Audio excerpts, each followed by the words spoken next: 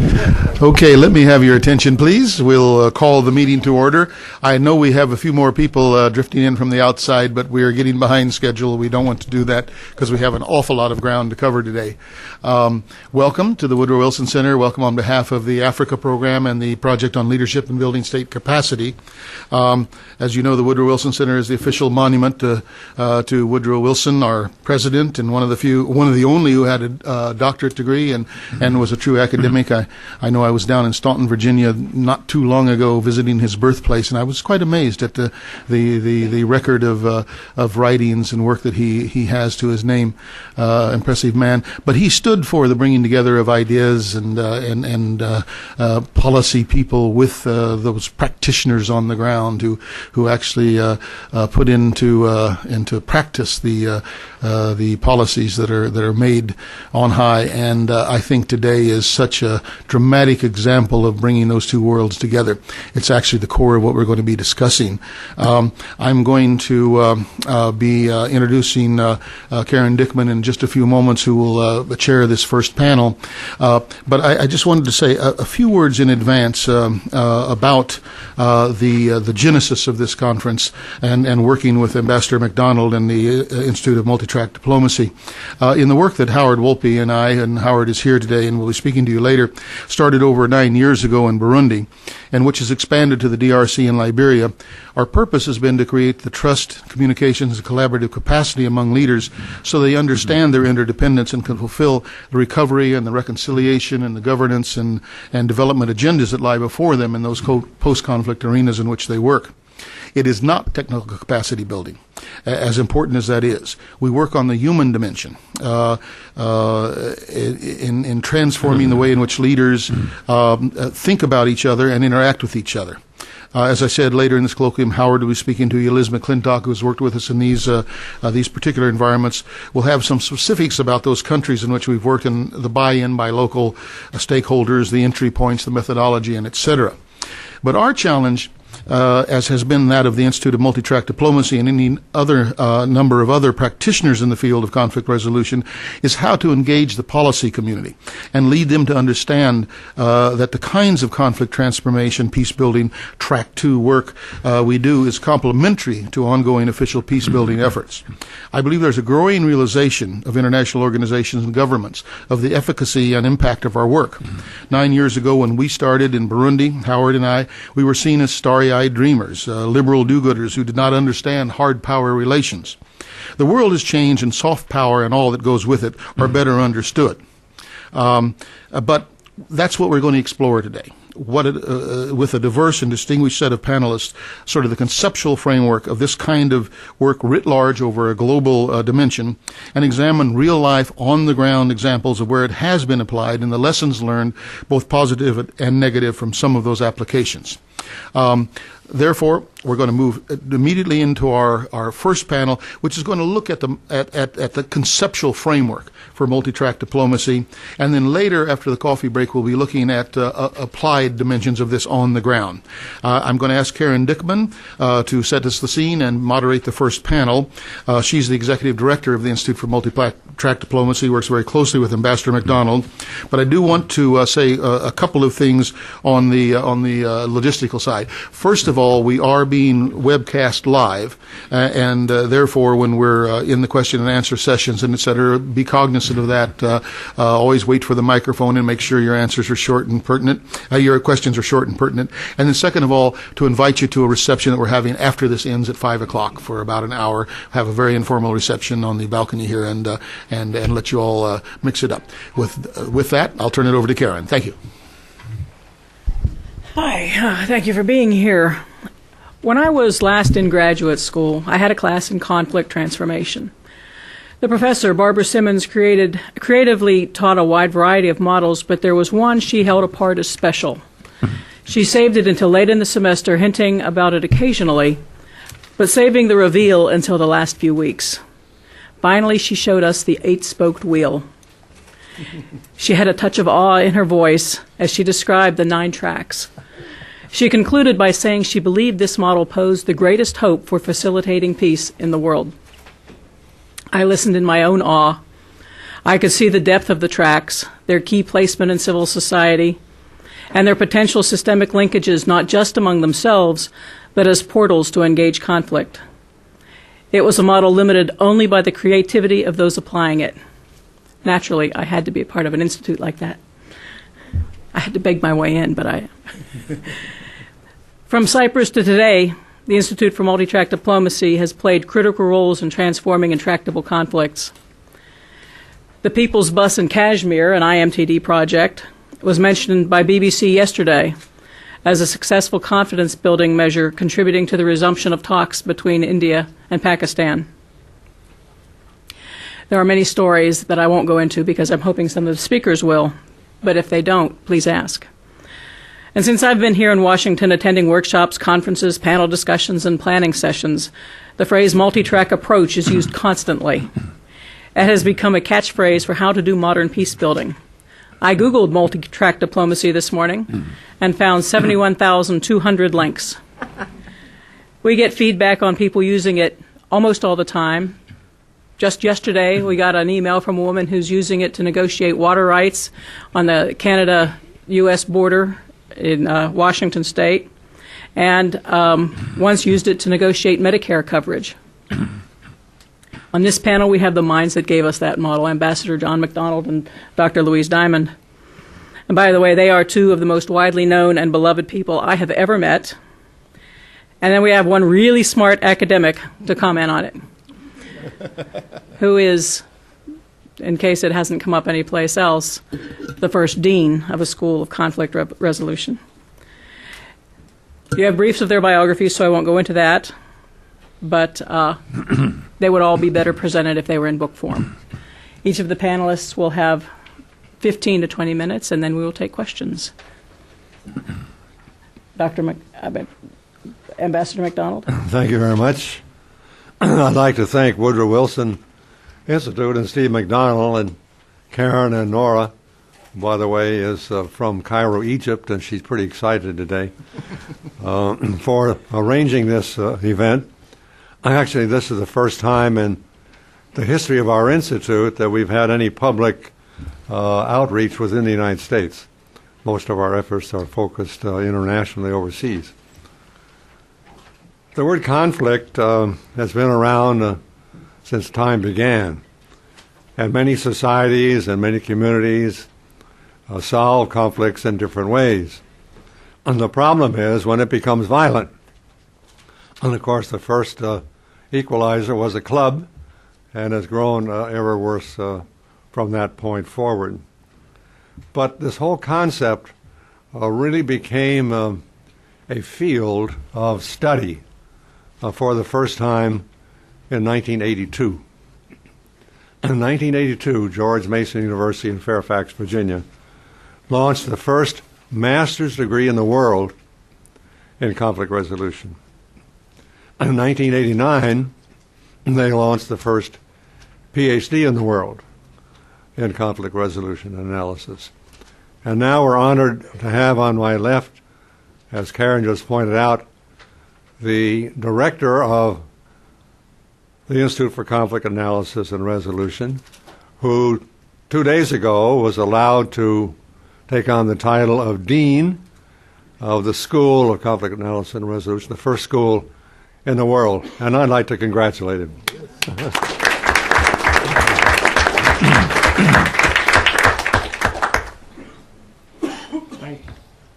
I thought I would tell you a bit how I got involved in all this.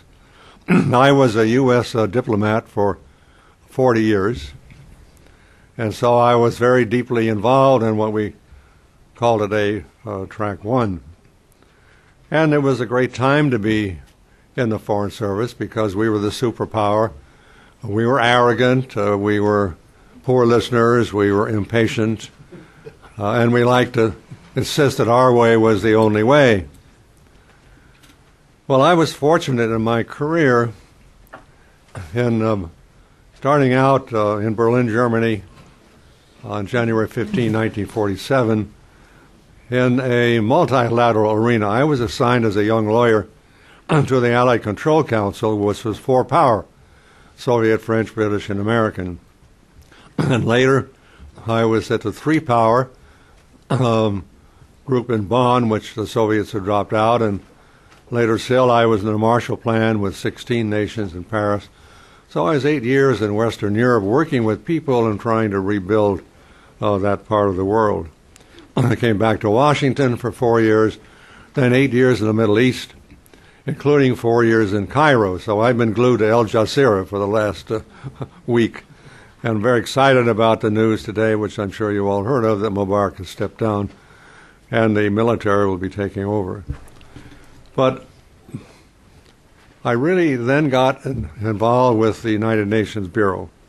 And I had some 16 years in UN affairs, including 4 years at the International Labor Organization, the ILO as Deputy Director General, which is the only tripartite institution in history. It's government, business, and trade unions, created by the Treaty of Versailles in 1919.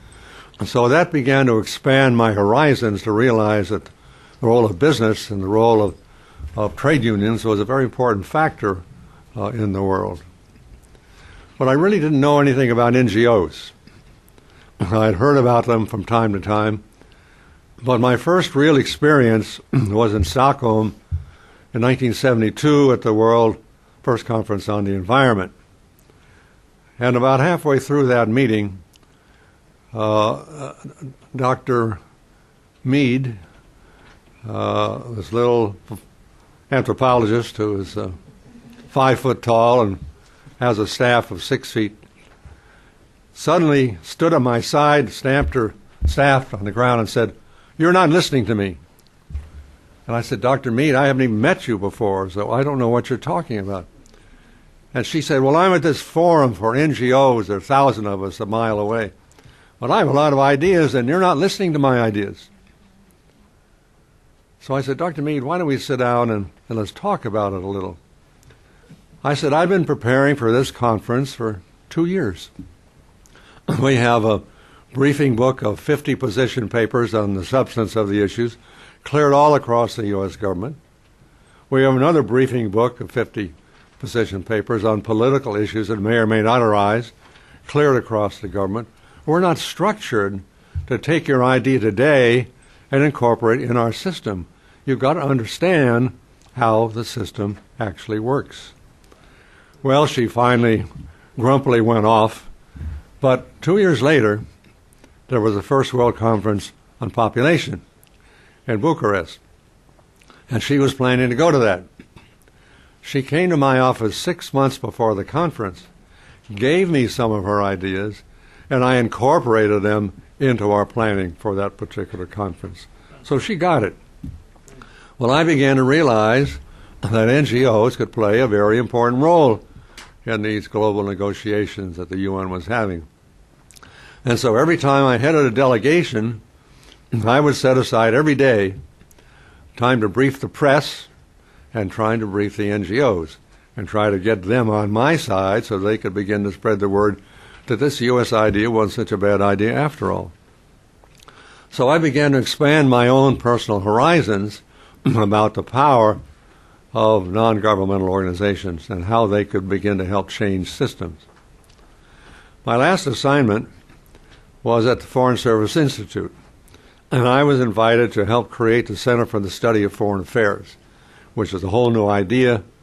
Turns out that ambassadors who have finished their tour of duty, if they don't get a new assignment in 90 days, they have to resign. And so this was, among other things, sort of a holding place for a year where they could come together waiting for a chance to get an assignment. And they were very outstanding people. And as a result, I set up a whole publication system. We produced 24 books, actually, in 4 years, getting them to write their memoirs and get them published by the U.S. government printing office. So as I was a part of that organization, about 9 months into my 4 years there, a man named Joe Monfil was assigned to the group. Joe Monfil was a fellow Foreign Service officer, a terrific guy, alive and well today. And he had done an article in Foreign Affairs on what he called Track 2 diplomacy. And I read that and listened to him and talked to him, and I thought, That was a brilliant idea. As he defined it, track one was what I'd done all those years. Track one is only government. Track one is fairly rigid, not very imaginative, not very much of a risk taker.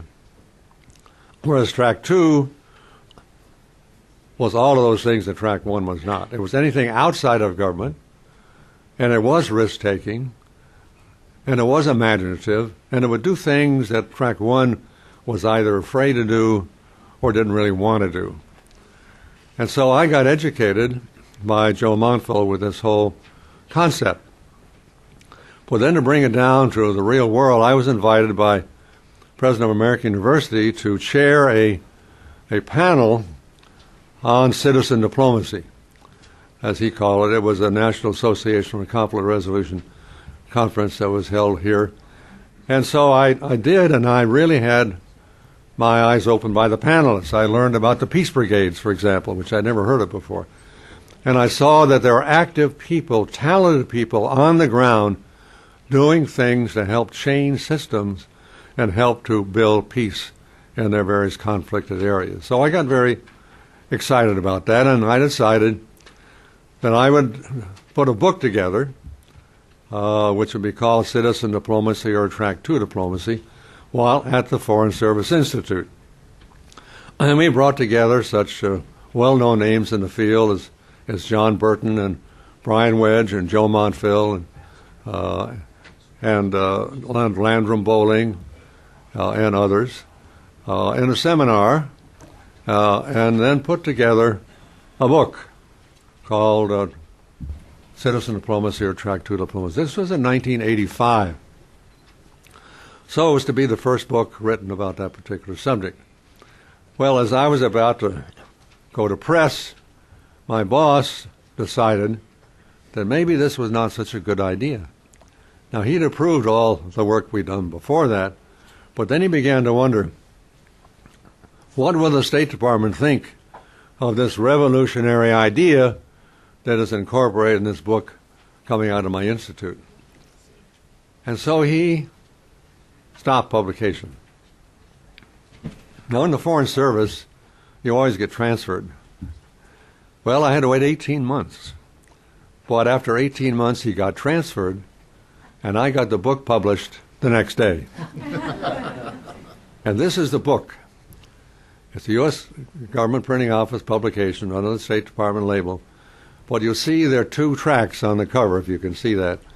And I was at a conference in Amsterdam when Kenneth Bowling was there, and I made a speech in '86 on what we were talking about, and he handed me a couplet after I'd spoken, and I'm going to ask Karen to read the couplet to you. When track 1 simply will not do, we have to travel on track 2. But for results to be abiding, the tracks must meet upon some siding. Which I thought was lovely, and so that's in the first page of the book. So that came out in 1987, finally. 1987, I also retired from the Foreign Service. I became a law professor at George Washington University, and I was quite happy with what I was doing when Professor Lou Kreisberg called me up one day from Syracuse. He had an institute there, and he said, "We're putting a book together, and I'd like you to write a chapter." And I said, "Well, let me think about it." We convened in Syracuse a couple of times, all the authors, and we got along famously. And so I decided to write a chapter expanding the 2 tracks to 5 tracks. Track 3 was business. Track 4 was citizen-to-citizen exchange programs, like the Fulbright program, like the State Department National Visitors Program, and others. And track 5 was the media. And I had them in a vertical line, hoping that each would finally influence track 1 in some way or the other. Well, I sent this chapter in to Lou Kreisberg, and it's now one of our occasional papers. And now 2 weeks later, I got in the mail copies of 2 letters, which obviously I wasn't supposed to receive, because each letter said the same thing. They were from readers for this book. They said, "This chapter is not publishable material. I go, wow, that's pretty insulting. And so I called up Luke Kreisberg, and he said, oh, you weren't supposed to get those. I said, well, what are you going to do?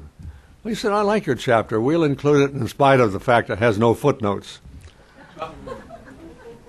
So the book finally got published by the U.S. Peace Institute, and they issued a press release because they had funded the project.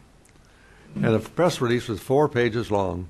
3 pages was about my chapter, and no other chapter was mentioned. That was pretty good for the ego.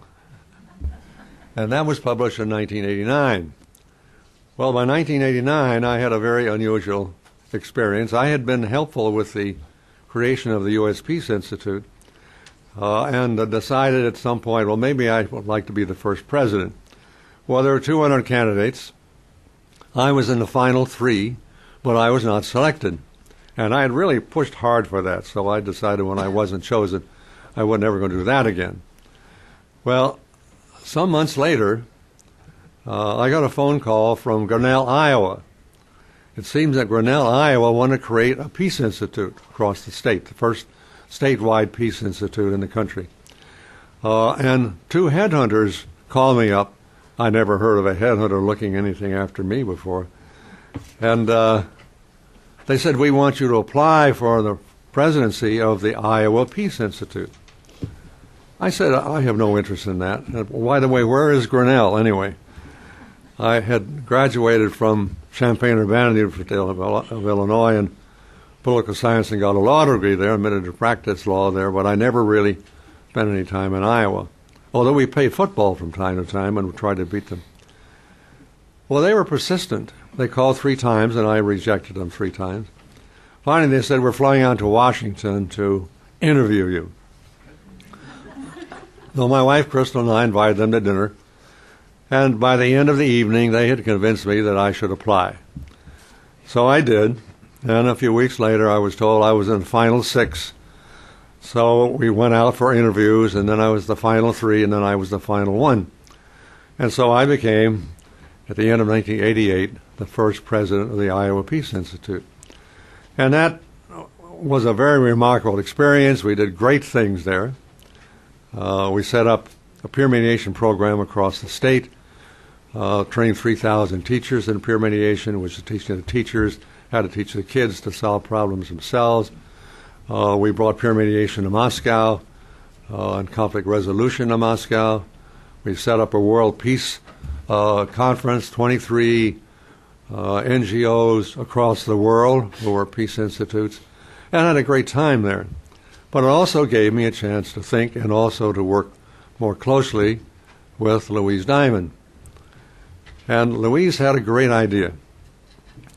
She said, why don't we take this vertical idea on these 5 tracks and let's put them in a circle, which is very powerful across the history of the world, and call it multi-track diplomacy and add 4 more tracks. And so she added the tracks, and she got a grant of $25,000 from the Peace Institute and produced the Multitrack Diplomacy book. We self-published it for the first time at the end of 1991. And then, much to my shock, just before my 3-year contract was to end, I was visited by the chairman of our board at the Iowa Peace Institute, and she said, the board has decided not to renew your contract. Well, I can tell you that was a blow, because we brought a beautiful home, and there we planned to stay there. Loved it. I loved Grinnell, a little town of 9,000 people with a wonderful college. I became an adjunct professor at the college as well. Anyway, no reasons given, just we decided that we'll not renew your contract. Well, I was stunned by that. But the governor heard about the fact that I was leaving, because I said I'm not going to stay around. And the governor of the state of Iowa provided a 250-person sit-down dinner as a farewell to myself and Crystal, which was a wonderful event. Nobody knew that my contract was not renewed. I was just departing the scene. Well, some of my psychic friends said, you know, McDonald, and I explained how, this is such a blow to my ego. They said, you're not supposed to spend the rest of your life in Iowa. You're supposed to come to Washington, D.C. and go global. So at that point, Louise and I decided to create an institute by that name. It wouldn't have happened if I'd stayed in Iowa. So I came back here in early 1992, and I was invited by Chris Mitchell, a former director of ICAR, to come out there, and he gave me a room and a computer and a telephone. And I began to develop a board of directors, began to develop an advisory council, terms of reference, incorporation, and finally, on May 26th, 1992, I went down to the proper office in Washington, D.C., paid $26, and got incorporated as a not-for-profit corporation in Washington, D.C. I set myself up as chairman and CEO. I was tired of taking orders from anybody all those decades, so I was in charge. And Louise Diamond was our executive director, and my wife Crystal was secretary-treasurer. So that's how we got started.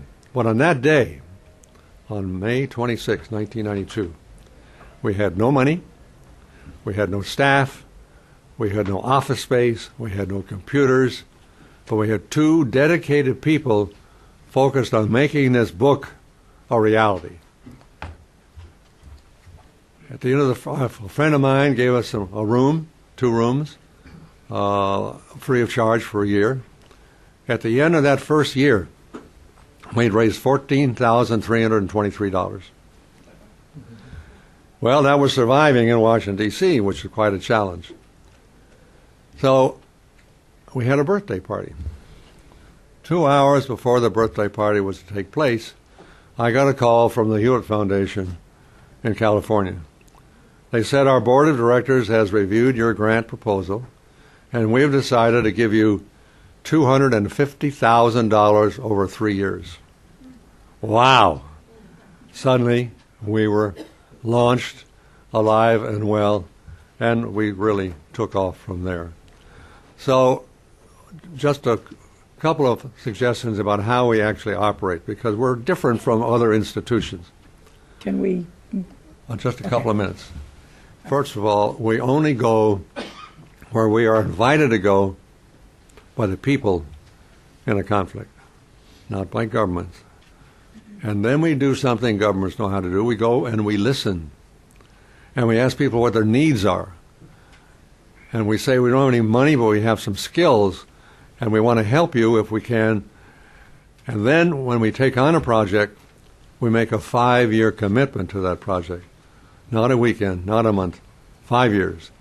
And that's how we have maintained, to this day, those same basic principles. Thank you very much.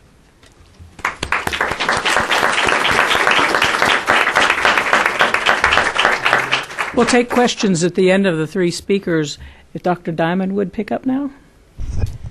Well, John, if you're going to tell stories, so am I. Good. Creation stories. All cultures have creation myths, creation stories. This one's for the women in the room. If any of the men in the room get it, more power to you. So I had been living in Vermont for a lot of years, up in the mountains. And when we started IMTD, and John's friend gave us this lovely space on L Street, on 20th Street between L and M. And John was so excited. He showed me around the office space, and, this will be your office, and this will be my office, and we'll have interns, and isn't it wonderful, and it's free, and it's right downtown Washington. We got outside, and I started crying. He said, oh, Louise, don't cry. What's wrong? What's wrong? Why are you crying? Isn't it wonderful? It's so wonderful. We have this beautiful space. I said, John, now I'm going to have to wear pantyhose every day. I survived that. I'm going to talk a little about the underlying conceptual framework of multi-track diplomacy, which is a systems perspective. I had the pleasure of studying general systems theory, it was called at the time, in 1973, in a graduate program. The field of systems thinking has come a very long way since then. I can assure you that there are multiple strands of systems thinking, but basically systems theory is all about the relationship of the parts to the whole, and that everything is a whole in itself and a part of a larger whole. So you can, think ever larger wholes. Ever larger wholes are also a part of something even larger. And because the basic premise of systems is that everything is interconnected, the basic imperative of systems in my point of view, is connect the disconnected. So the light came on for me when I was having coffee with John Burton at some event that John had put on. I think where you're still in the Foreign Service Institute, I think. I don't remember. You weren't at Grinnell yet, I don't think. Anyway, there was all this talk about track 1, track 2, and I'm thinking, but track 2 has lots of pieces to it. And we need to see what all those pieces are and how they all contribute to the whole. And so I think you're all familiar now with the 9 tracks. But it was more than that for me. It was also a shift from the track 1, track 2 conversation at that time in the late 80s was primarily about getting a peace agreement, getting a legal final agreement to end war, to end a conflict. And even the track 2 work was geared toward that. It was geared toward developing some new ideas for the formal negotiations. Not entirely, but a lot of the track 2 work, the formal track 2 work, was headed in that direction. But from a systems point of view, if you look at the whole, it's really about, not so much about getting an agreement as it is sustaining a viable peace system, which means everything from what do you teach your children in school to what does the media say about the other to how does business operate among the people with differences, to the reconciliation of historical wounds, et cetera, et cetera. So there's a primary shift there between a transactional and a transformational perspective, right? And this is probably best elucidated with an example from our early work in Cyprus in 1991. I was invited to go to Cyprus. John had put on an event inviting peace institutes from all over the world, and there was a peace institute in Maine, and it was run by a Greek Cypriot woman. And at that time, I had made a film on the Israeli-Palestinian conflict, and it was shown at that institute. And this woman came up afterwards in tears, and she said, "That film was so powerful, I wonder if you would come to Cyprus and make a film like that for us." Well, having just, looked at my balance sheet and realized I was multiple thousands, tens of thousands of dollars in debt for making that film, I said, no, I don't think so. But I'm happy to come to Cyprus and see if there is something I could do there. And fast forward a little, after working there for 2 years separately in each community and really building the local capacity and interest in and skill in being able to finally bring folks together for dialogue, we had the opportunity to bid on a contract from USAID, but the contract was written for the School of Conflict Resolution that came out of Roger Fisher's work, which was mostly about negotiation. It was very transactional. And but the work we were doing was transformational. It was really about the whole system. We were engaging people from all aspects of society.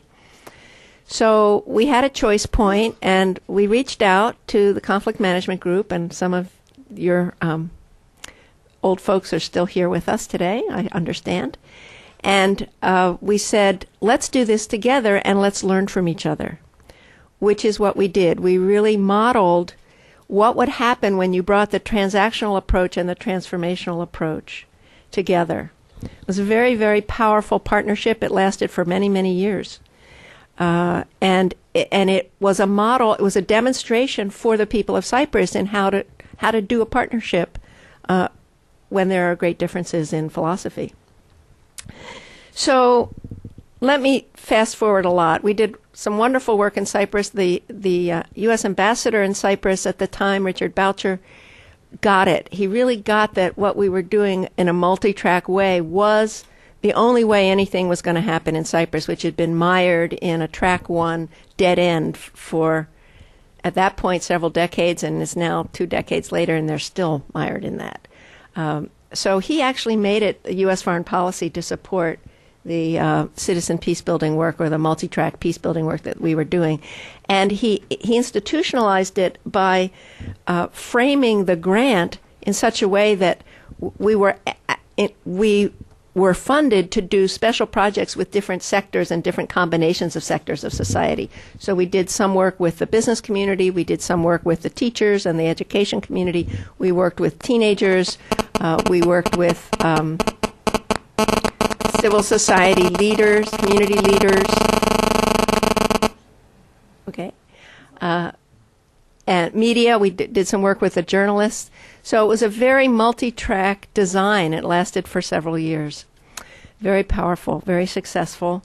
I still get asked about it, and it was, 15 years ago.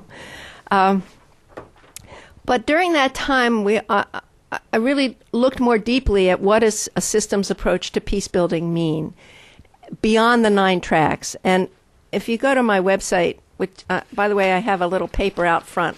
It's a 2-sided paper, and my website's on the bottom of it, globalsystemsinitiatives.net.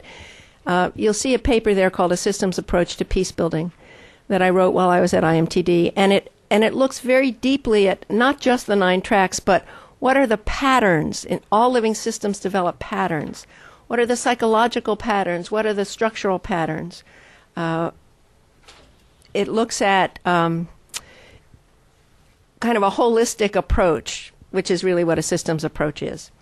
So let's go back to the first thing, the connect the disconnected. If that's the heart of systems thinking, what does that mean for multi-track diplomacy in the 21st century?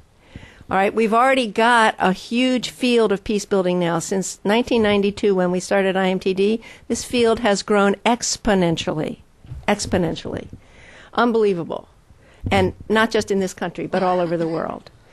And there's already an understanding of things that when we started were not a given. For instance, the role of reconciliation and healing.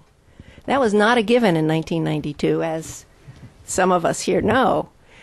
We had to really articulate that over and over again and bring people together to talk about that, to say, yeah, this is really important. And now it's assumed that, of course, you have to connect the heart piece with the head piece.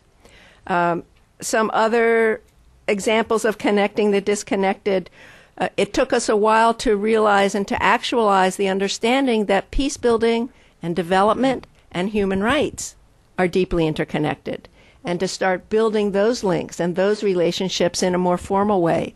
So now we have the Alliance for Peacebuilding, which when we started it, I don't even remember what year we started it. I don't even see any of our other co-founders here, but we started it quite some time ago, and there was just a handful of NGOs like IMTD doing peacebuilding work, and we started this alliance to help each other out, to be a network for each other. Well, now it's a very large alliance, and it includes the relief and development organizations. It includes human rights organizations. As if, why wouldn't you, right? But that didn't happen overnight. That took a long time to connect those disconnected pieces and see their interrelationship. Another piece that got connected in the 90s and the early part of this century was our connection with our own wisdom. We've had the academic community doing a lot of research, publishing that research to its own field, but there's a whole conversation that has had to happen between practitioners and researchers. And that has started to happen, and we've started to collect our wisdom. We have some internet portals, Beyond Intractability. We have the Reflecting on Peace Practices project up in Cambridge, which has done a lot of research about what really works in peacebuilding. So we're starting to see some of the ways that the field has connected more of itself to itself, which is a total systems principle. what I want to talk about very briefly, and we even see, although we saw at the beginning of this session, the big challenge is that connection with track one with the formal diplomatic world. We're even seeing that starting to be connected with the new QDDR out of the State Department. You understand that they have called for the creation of a Bureau of Crisis and Stability or Stabilization Operations, which is conflict resolution, conflict prevention.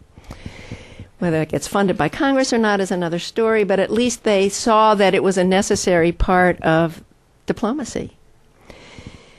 Okay, so now we're sitting in the second decade of the 21st century, and now what does a systems approach to peace building mean for us? We've connected many of these disconnected pieces. Now what? I would suggest we have two challenges in front of us. One piece that we have yet to connect is this piece. The piece that goes from inside us to our body, speech, and mind, to our spirit. So to talk about peace building with any kind of spiritual element or any kind of inner psychological element is still a little bit taboo. It's still a little bit difficult for practitioners in the field to come home and say, this is how it impacted me. This is how it broke my heart. Hey, guess what? I may be having secondary a post-traumatic stress syndrome a little bit from being in these war zones. It's still a little not okay to talk about that. It's still a little not okay to talk about how does this touch my spirit doing this work. I'd say that's a challenge for us because we need to be doing that. We connect the disconnected. We are body, we are mind, we are spirit, and it's all one. The other challenge that I see, and I think this is a really important one, it's what I'm dedicating my life to right now, is seeing peace building as the vanguard of a new movement on the planet at this time. And that we could call it that we're moving from the age of industrialization to the age of interdependence or interconnectedness. We really totally get it that we live in an interconnected world. Our economy is globalized, is a global economy. There is not one single major issue that is not transnational at this point. And yet we are structured very siloed ways. These people deal with climate. These people deal with food security. These people deal with energy. These people deal with conflict prevention. But you can't separate these issues anymore. They're completely interconnected. And I think that's the next challenge for us, is to understand from a systems point of view that because these things are highly complex and highly interconnected, and I would suggest to you in deep crisis, and I would suggest to you in existential crisis for the human family, or for the, let's say, the biosocial family, that means the natural world as well as the human family, I think we have to get this one really fast. That peace building is necessary but not sufficient to deal with these issues, and we have to start reaching out to our colleagues in these other fields. And they will not necessarily welcome the outreach because most people really don't get the need to be doing this work together, the need to be seeing these issues in their interrelated reality and to address them in that way. But I will say to you that I have a lot of hope about it, and I'll end with this little story. I think I won't name the name, but I will say that an extremely senior person in the Obama administration, and I mean extremely senior, in September, early September, when the Israeli-Palestinian peace talks were about to happen here, I wrote a paper in which I said, if I were on the U.S. mediation team for these peace talks, here's what I'd be looking for. And I drew on all of the systems work, and I drew on a lot of what's in that paper I referred to earlier, systems approach to peace building, the psychological dynamics, the patterns, the underlying issues that never get talked about. And I passed it to a friend in the administration who passed it to this very, very, very, very senior person in the administration. I never heard another word about it. 2 weeks ago, I met that person. I had the occasion to meet that person. And I got as far as saying, "How do you do? My name is Louise Diamond." And this person went, "I love your writing," and proceeded to tell me what was in that article or that paper that they had read 6 months ago. 6 months ago. And I was in shock. And I proceeded to say, "Okay, great. And now I'm working on this project on the Himalayan watershed, the melting of the glaciers, because that is a perfect storm of all of these. It's the ultimate conflict prevention project, right? Because as the glaciers melt, you don't need to hear the whole science, but basically it's going to destroy agriculture in all of South and Southeast Asia. That's it. Food prices, water, conflict, mass migrations, everything." And this person in the administration said, "I want to hear all about that." So I have hope that the next stage of multi-track diplomacy will have a link into the policy world. We know, everyone in this room, I don't know all of you, but I assume you're here because you have something in common. We know the power of change from the bottom up, and if we didn't know it, if we watched television in the last week, we now know it, right? The power of change from the bottom up. But we also know that systemically, because now we're watching the army in Egypt, we know that systemic change has to happen at 3 levels. It has to happen from the bottom up, it has to happen from the top down, and it has to happen from the middle out. And a lot of our peacebuilding work is bottom up, and some of it is middle out, and we knock our heads against the wall saying, "But where's the top down? Where's the top down?" And I think what I want to end with is a note of optimism that the top-down folks are coming into the arena. They're coming into the circle, and let's welcome them. Thank you.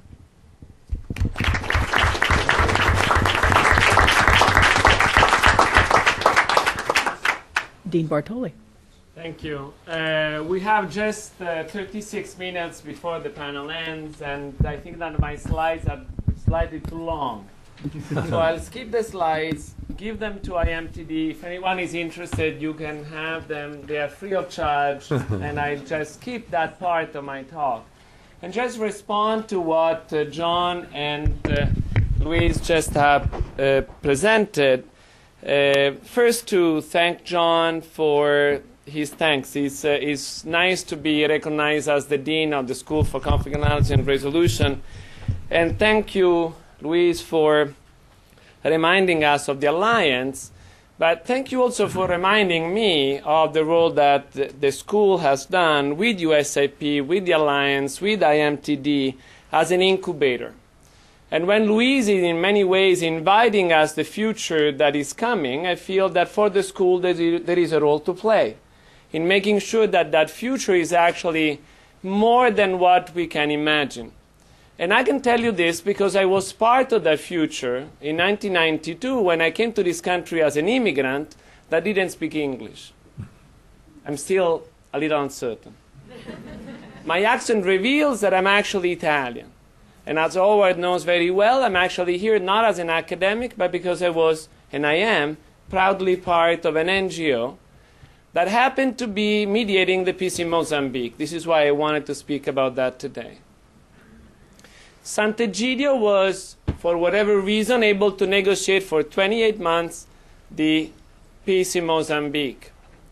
One of the reasons the peace in Mozambique worked is because the Americans were supportive all throughout. One of the reasons why the Americans were supportive all throughout is because they had a mental map in their head that what was happening in Rome was okay. And the reason they thought that it was okay is because somebody had written this book. I didn't know John MacDonald then, but when Jeff Davidow at the US conference that I first attended in July 1992 said in front of everybody, this is the first track 1 process led by a track 2, my jaw dropped. I literally didn't know what he was saying. My English was broken, but even this idea of track 1, track 2, I literally had no idea what he was saying. But to everybody in the room, this is July 92, this is 6 months before the agreement is signed. He was explaining, this is a senior diplomat in the State Department, explaining to his people, this is what we are doing, why we are doing this, because it makes sense to us. Well, America is a funny place, I can tell you. I was sent to America with one piece of advice by Giulio Andreotti, and I said, we need to speak with the Americans, and he said, who? Americans who? Which one? Because the secret of many that thought that track 1 is 1 is that actually track 1 is 9 or 25 or 72. You need to speak with a lot of people to get track 1. What you said about the conference before is a very interesting thing. To have an interagency coordination is an extraordinarily complicated thing to do. So what Jeff Davidow was saying to everybody, DOD, the intelligence community, look, this is okay. We are allowing this to happen. Well, that was an interesting responsibility they took. Cameron Hume had his own share. I think it's very important. But I think that when Howard Wolpe came back to Sant'Egidio, not as a scholar, but as a politician doing work for the American government, he knew that he could speak with Sant'Egidio in a way that he could not speak with others. Wasn't that true? What you have, and in this sense I really say you as Americans, or what we have as somebody that as an Italian was welcome in this country and found his American dream, becoming a dean in less than 20 years, learning the English that I needed to be a dean. I still need to learn how to read and write, but at least I can talk at least. Huh? What we have is the synergy that creates something new. Howard was a professor, became a politician, got into government, got out of government, got out into government again. I don't know in which capacity you will speak today. Retired. But John McDonnell is retired, but he's 89 years old and he's going around the world inviting peace. I like that. I like to think myself, 89 years old, inviting peace, track 1, track 2, track 9, multi-stakeholder, system thinking, everyone is welcome. This is the America I like. This is the America that many people around the world are looking forward for leadership. In Cairo today, in Egypt, in Tunisia. It's an America that is not afraid of the future. It's an America that is not afraid of diversity. It's an America that is not afraid of dissonance, but actually is able to say, in dissonance, there is something that I need to pay more attention to. I'm delighted that Tom Dine from Search for Common Ground is here because, full disclosure, I'm also in the board of Search for Common Ground, but is that dissonance is not bad for us. Dissonance is good in system thinking. Dissonance is what we need. It is when we want to get rid of the dissonance that we get in trouble. It is when we want to get rid of the diversity that we get the genocide. So we heard many times divide and conquer. But what you hear from John and Louise is unite and govern. And you tell me if that's not true since the beginning of time. That the one that were able to govern were the one that were able to unite.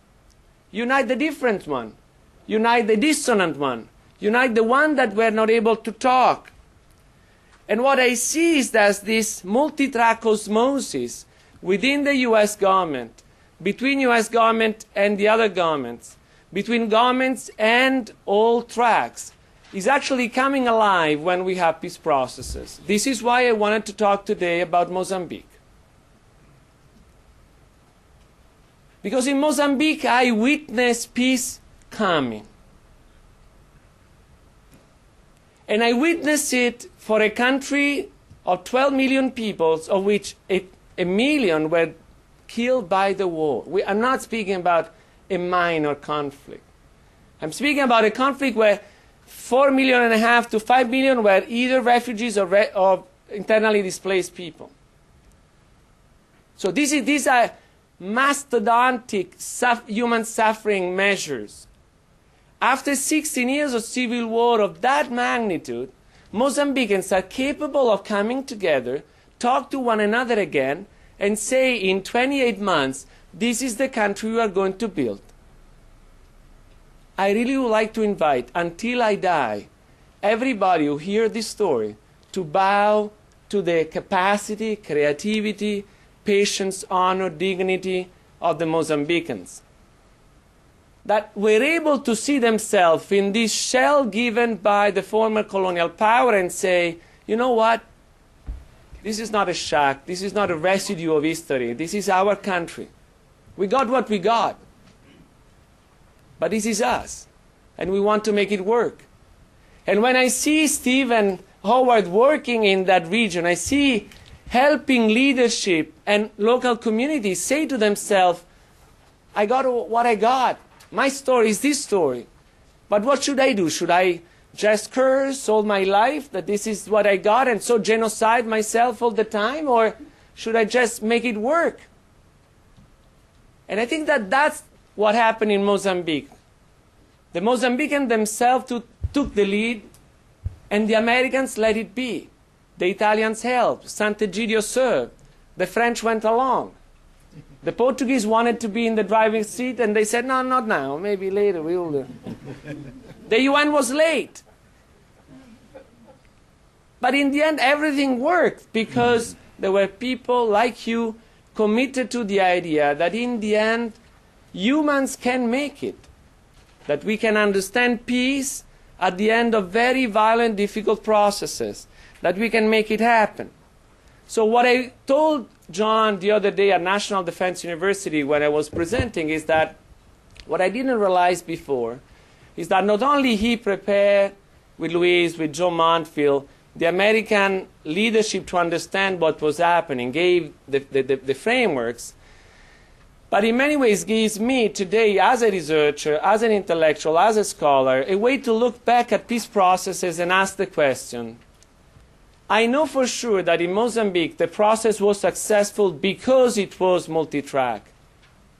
Because as Hank Cohen said, we spoke with everyone. So my intuition, my hunch is that when things work is because they are multi-track.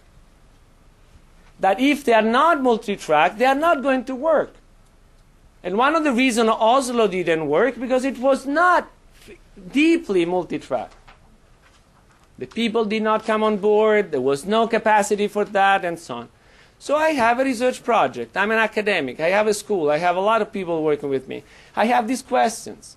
Can we do a comparative peace process study that look at multi-track diplomacy and tells us, is it true what I'm having this hunch that the only way to work is actually that. It's not the other way around. It's not just that we need to invite ourselves to this, that, well, maybe. It's that unless we do it, we will not get it. So I invite you to this new emergent reality, thinking that if I have a word, if I have a direction for the school that I'm leading these days, is relational responsibility. I think that in a world that is as it is, we have to have the intellectual courage, the political capacity, but also the commitment to one another to truly embody relational responsibility. Thank you.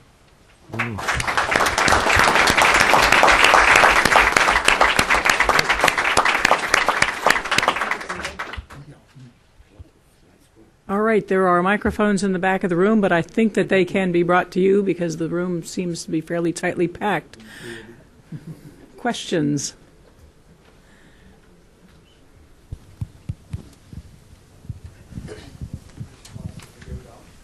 All right. Pass the mic. Let's work together, It's kind of like family dinner. Passes through lots of hands. Like congressional markups. My name is Mohammed Qasim, and I was born in Tanzania and have worked for 45 years in international development. with the usual suspects, the World Bank, UN, etc. I'm rather pessimistic about the world. I'm writing a book, Imperial Legacy, The Permanence of Fragile States.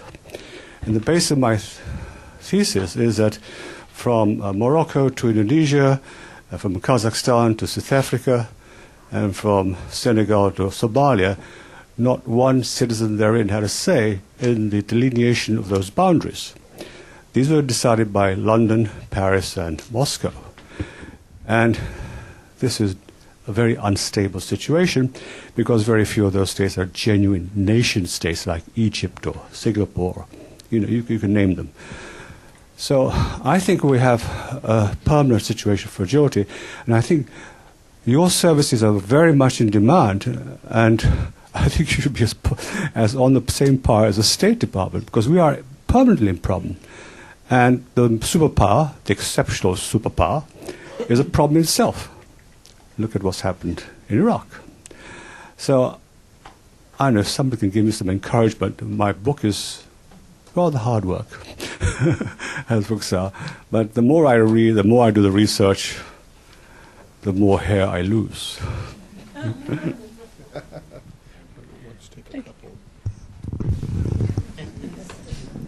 Can I comment on that? Yeah, please. If I may comment on that, I said earlier that I think the peacebuilding field is the vanguard of a shift into a new mental model, a new worldview, a new paradigm, a new understanding of the nature of reality, which is that we're all in this together. I also think that the peacebuilding field, to speak to your point, is also the cleanup crew. Because if you look at where many of the conflicts, if not most of the conflicts in the last 50 years have been, it's in post-colonial countries. There were some deliberate things done by colonial powers to divide the people. Everything from the divide and conquer tactics to drawing arbitrary state lines. And the damage done by some of these tactics are with us deeply, deeply, deeply today. And this is the field that's out in there with their mops and their brooms and their buckets and trying to clean it up.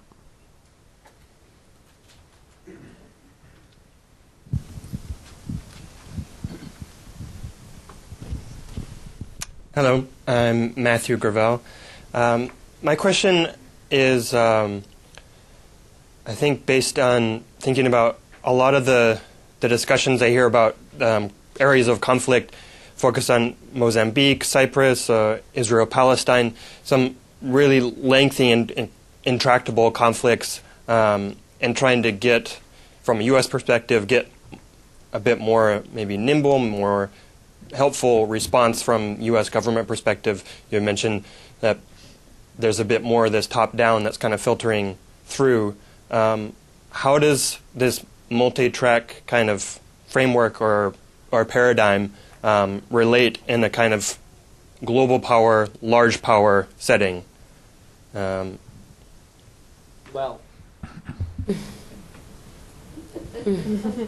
can you say more? It doesn't relate at the present time. In my experience, track one is getting closer all the time, but they're not there yet. And all of these 33,000 sites, the State Department was not one of them. So it's a journey that's taking place, and I'm optimistic, like Louise is, that it will happen, but it hasn't happened yet.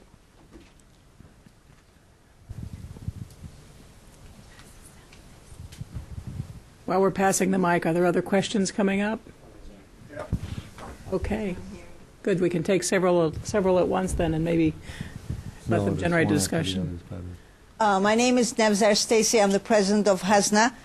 On a very optimistic thing, I want to publicly thank what you guys have accomplished, because we're reaping the benefits in Cyprus.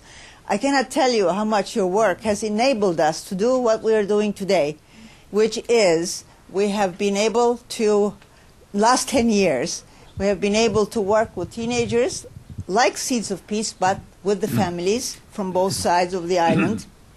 Last year we brought 30. We're hoping to bring 60 teenagers here.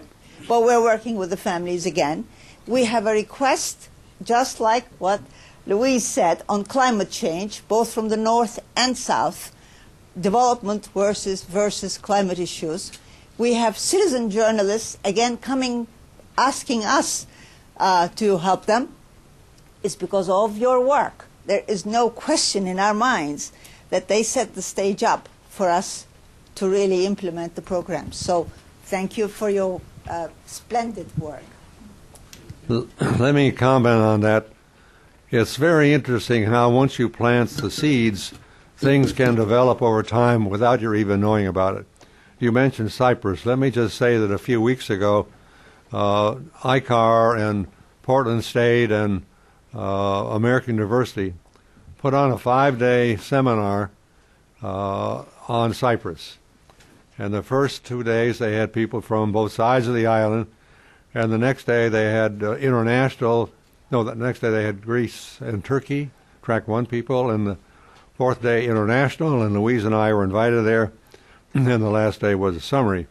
But on that fourth day, I was fascinated by the fact that 2 young men came up to me and said, "We took your training in 1997. One was Greek Cypriot, the other was a Turkish Cypriot.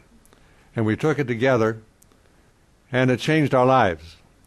And we came back, and over time we got PhDs, and now we are associate professors at Portland State University working together on this conflict. And I had never seen them since 1997. That's the kind of story that really turns the heart. Dick Ruffin, formerly with Initiatives of Change. I'd like to ask a question on the how. It seems to me from what you've said, and Andrea, I want to hear more about Mozambique, that you have done a lot to build relationships of trust across all manner of boundaries, not just between different tracks, but within a track, between individuals who are sharing leadership of one organization, building relationships of trust. I wonder whether you could tell us a little bit more about the how you've done that. Thank you for giving me the opportunity to speak more about Mozambique and Sant'Egidio, the work that is continuing actually in Ivory Coast, in Sudan, in Burundi, in many places today. I think that the way Sant'Egidio works is to assume trust in your own heart first. I think that there is a certain degree of courage that is required when you enter into the relationship with somebody who has killed somebody else or somebody who has ordered terrible things. And many people, I'm sure, in this room would agree with the friends and colleagues who in '92 vociferously questioned the wisdom of Sant'Egidio to speak with Renamo. Because from a human rights perspective, it's just wrong. You should not talk. You should just send the Marines or the agent and put them to trial. It's a little bit complicated to trust somebody if you think that this person is going to send you the Marines and put you to trial. And if you do not talk, then you don't have peace processes. So the question is an interesting one, because I think that is the issue of to whom do we accept to speak in the name of peace? Where is the line? Where is the line? Do I speak with somebody who simply I speak with everybody that has a diplomatic passport, but not anybody else? I speak with somebody who has a civilian role, but not a military one. I speak with somebody who has been part of a system, but not personally connected with any violent crime. We take a very radical choice, and the choice is that every single human person has agency. And that every single human person at any time, conversationally, can bring peace about. So it doesn't matter if it is Mr. Giacama or if it is President Chissano or Gebuza or Samora Machel, the assumption is that if I'm going to speak with President Babo or Mr. Babo, or already there, you have a problem. It's just that this encounter is for us engaged in trust. So trust is not required by the interlocutor, but rather invited by the interlocuting, sorry for the accent. The Latin comes back. So the issue is that if I speak with you and you can barely understand what I'm saying, but you trust somehow that what I'm saying may be of interest or intriguing, it's an invitation. It's an invitational dimension. I cannot control your level of trust. I do not know if after this meeting you will go out and say, that Bartoli is really a jerk. It's unbelievable. I will never speak with him again. Every time I hear that voice, I hated him. I don't know what kind of reaction I am provoking in you, but I know certainly what is in my heart and what is in my hope, and trust is there. I trust that this experience together is actually trust revealing. It's peace making. It's making the peace between you and I. Every time I see Mohammed, I rejoice. There is something, and I wish I could speak Arabic, to have all the language that says of that, of how much this encounter, because I think that that's very fundamental. Either when you meet somebody, you meet a friend, you meet a brother, you meet a sister, you meet somebody with whom you are making shalom, or not. And I think that is actually a choice we make every single day. Dick, if I may just add to that the second panel is going to be looking very much at the how. So stay around. I'd like to mention that the last questioner, Dick Ruffin, was a member of our board of directors from the beginning and for the next 15 years. So thank you for joining us, Dick. I also like the last few moments to point out that our mantra is what you're really talking about. The only way you solve a conflict, to sit down face to face and talk about it. I'd like to also mention that since 1992, we've had 275 interns who we call program managers from 65 countries, all getting their masters or PhDs in conflict resolution. And I also want to mention Track 6 is what's happening in Egypt today. Track 6 is people power, peace activism. We have 3 of our occasional papers, which you can download on our website free of charge, dealing with 10 examples of how large numbers of people, like in Cairo today, have changed systems and created or tried to create democracies. So it's a very relevant issue today, and we're very proud of the Egyptian people for, after 18 days, to bringing about this revolution. I think there's 3 more people that so far have their hands up. Could we get mics to them? And maybe we take all 3 questions before we start. Oh, 4. Okay. Sorry. I didn't have a hand up. Take all 4 and see if we can get answers in the last few minutes. My name is Patrick. I'm a conflict resolution master's student right now. So I wanted to say first thanks for your optimistic words, and some of them really inspirational, and obviously for the ground you've laid. And I guess that's really kind of the point of the question that I have is regarding this idea of the vanguard, this movement that may be building, this transition that's happening in maybe a broad range of minds in a lot of different places. Where would you say, if you could, do you think is the area on this very kind of not very definitive but very different set of tracks, where do you think is the most ripe right now to continue to grow that movement, that momentum? Do you think it's in the track 1, or is it something that is not really, you can be located? Do you think there's an area in people that is the most ripe? What? Oh. Another question. You want to do it? Dodge. Yeah, my name is Dodge Fielding. I have the privilege of being the managing director of Score for Peace, which is one of the tracks, informal tracks, which uses sports as the platform for peacemaking. And my question is really asking the panel to comment on what I believe is the 14-ton elephant, the game changer in multi-track diplomacy, and that is the technology of communication and what has happened in the last 15 or 20 years.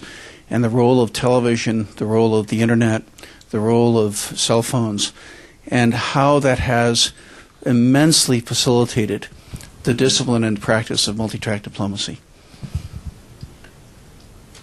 Back there. Just answered your question. Thank you very much. My name is Ilnur Adam, Darfur Rehabilitation Project. I'm very grateful and honored actually to see my old friends, Ambassador John MacDonald and Dr. Louis Diamond. As I said, Darfur Rehabilitation Project. Unfortunately, I didn't see the multi-track diplomacy in the Darfur conflict, although I'm just seeing maybe one track or the second track. So I just need a comment. Thank you. There's one last. Thank you. My name is Maurice Kofa. I am from Liberia. I am an environmental engineer by profession. I really certainly do like the whole concept of conflict resolution, especially from the environmental background. From what I've seen that happened in Liberia for the past 20 years, many of you here probably might have heard about the war in Liberia that ravaged the whole Mana River Union. And all of that fueled that war that lasted for 15 years and killed over 300,000 people was as a result of the natural resources that was used to fuel the war that Taylor used to get fully Sanko in Sierra Leone, and the whole thing spread around. Now, if I may borrow the word that somebody used, one of the speakers used, pessimistic, I am certainly, but of course, I remain cautiously optimistic. And the reason being that, as we speak now, the region has become a corridor of natural resource exploration. Liberia just signed a $16 billion. Sierra Leone, I understand, signed $22 billion. I think Guinea is about to sign pretty close to about 18. So the whole corridor would be basic with natural resource exploration. But one of the things that we have been seeing in the environmental community is most of the resources that are being generated in this country do not benefit the community themselves. And as a result, it provokes uprising. There's something that I learned here today that talks about conflict prevention. Is there anything or which track the conflict prevention can bring about to at least, because my fear here, if nothing is done to prevent any conflict in that region, there will be one on the way coming. Can we start with Dr. Diamond, her comments? Okay, well, first of all, I would say that our second speaker answered the question from our first speaker. For me, the most powerful leverage point is the media. Whether it's social media, whether it's entertainment, in many parts of the world, it's radio. There's one of the premier systems thinkers is a woman named Donella Meadows. She's long passed, but her body of writing is still with us, and she wrote an article called Leverage Points for Change. And she says that you can change rules, you can change flows of information. There are a whole series of things you can change, but the highest level of thing you can change is how people think. If you can change how people think, you can change the system. And media and social media and entertainment, that whole vast field is what changes how people think in this interconnected, wired world. To speak to Darfur, I don't know what to say. It's heartbreaking, just absolutely heartbreaking. I know there have been a number of initiatives around Darfur to get people interested. I think there's been a problem with entry from people from outside of the country to be there to do the kinds of multi-track projects that one could wish for. Certainly the host country has not been very inviting for that. So it's one of the heartbreaks of the human family. And finally, to speak to our environmental friend, I've been to Liberia during the war. Touched me very deeply, the level of destruction. And I think, for me, Liberia was a turning point because up to then, at least, I personally had been working in conflict areas where there was some substantive issues, real issues to grapple with. When I got to Liberia, it felt like, no, this is just about greedy people wanting the riches of the natural world for themselves and willing to kill people and maim people for it. A very different kind of conflict, and we've seen a number of those now. The real devolution of the human spirit.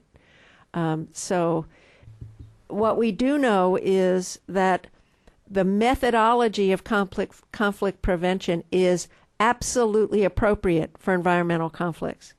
What we don't know is how to eliminate greed. That's one of the challenges for the human family right now. Ambassador McDonald? Well, let me comment on Darfur, which raises some very basic issues. We are designed as a world, and the Charter of the United Nations is set up on the basis of national sovereignty. And that means that Chapter 7 only comes into effect when one nation tries to invade another. But today, in 2011, all conflict in the world is within the nation state, not between nations. And so Track 1 is not designed to cope with internal ethnic conflict. And so Bashir, the head of Sudan, is in charge, and he can control people who come in and out of the country. He has total control. And nobody can change that, the way we're designed as a world today. So I think we have to come up with some new ideas about how to interact with the people within a conflicted situation. Preventive diplomacy was an idea that was presented by the Agenda for Peace in 1992.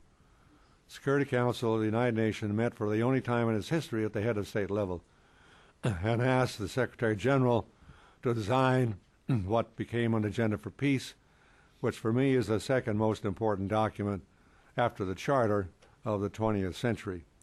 And that laid out, first of all, preventive diplomacy. Then it was peace building, peacekeeping, and post-conflict reconstruction. And that document was debated for 5 years in the General Assembly of the United Nations and was approved by every nation in the world. No nation has adopted preventive diplomacy. To my knowledge, it has not happened. We in this country wait for the fire to explode before we even take knowledge of it. So, answer your question on that issue, we have to change how the system works and how the people think about it. Preventive diplomacy is a fantastic idea. It's not been embraced by Track 1. Closing comments, Dean Bartoli. Thank you. I didn't expect to be the last one. I thought that John would do it, but I'm delighted to do it. To Patrick, I would say look in your heart, look in your mind.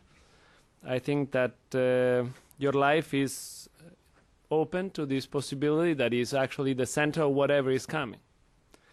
To the gentleman working on sport, I would say be careful, because now that we are connected, we can kill better, we can kill more, we can kill more easily. And we should be very careful about interconnectedness, because a mob can be very dangerous. And without the proper governance, I'm honestly hope to be in another planet. I think that we underestimate the negative among us, and I think that we shouldn't. I think that we should actually be on the more prudent side. On the non-multitrack in Darfur, I think that there is a lot of multitrack that happened in Darfur was unfortunately unsuccessful. I think that there are many responsibilities, some of the international community, some of the Darfuri themselves, some of Bashir and Sudan. I think that when we fail, we need to be honest with ourselves in a very, very brutal way. I think that we shouldn't be complacent with ourselves. I don't think that peace comes just because we want it. Peace comes in a struggle. Peace comes in being serious. Peace comes when we really want to try to make the best out of ourselves. And in that sense, I think that the environment is actually a wonderful metaphor for us. In Catholic countries, they say You know, the priest forgives you. The family sometimes forgives you. Nature never forgives you. We mess around with nature, I think we and all our life bonding planet will disappear. So I think that when I speak about relational responsibility, I think about a tough, serious, demanding, challenging attitude that confront challenges as they are. You don't shy away. You don't gloss it over. You try to address them as they are, knowing that we are just like Patrick, always at the beginning, always looking for things to be done reasonably. Okay, thank you very much. We're going to take a quick 10-minute break while we change the panels. There's coffee out there. Please relax. There's restrooms right to the left of us here. But try to reassemble very quickly.